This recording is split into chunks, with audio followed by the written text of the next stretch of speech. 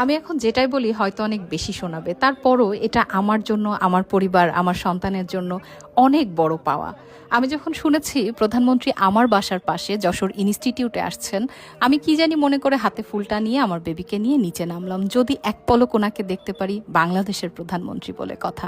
কিন্তু এত মানুষ, হাজার হাজার মানুষের ভিড়ে, এত প্রোটোকলের ভিড়ে যখন আমাদেরকে দাঁড়াতেই দিচ্ছিল না, কিভাবে উনিই জানি আমাদেরকে দেখে ফেললেন। উনি গাড়ি থামালেন এবং গাড়ির ভেতর থেকে এত প্রোটোকলের মধ্যে উনি হাত উঁচু করে ইশারা করলেন আমাদেরকে।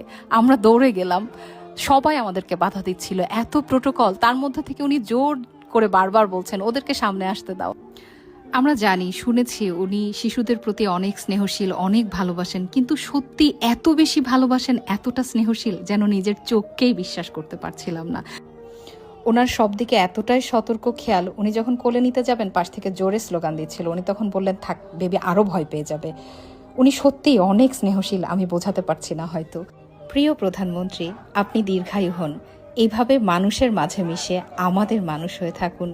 অনেক ভালোবাসা প্রিয় নেতা, অসংখ্য কৃতজ্ঞতা ও দোয়া রইল আপনার জন্য। অনেক ভালো থাকুন। সেই সাথে অসংখ্য ধন্যবাদ ও কৃতজ্ঞতা যশোর ৩ আসনের প্রতিমন্ত্রী প্রিয় অনিন্দ ইসলাম অমিত ভাইকে।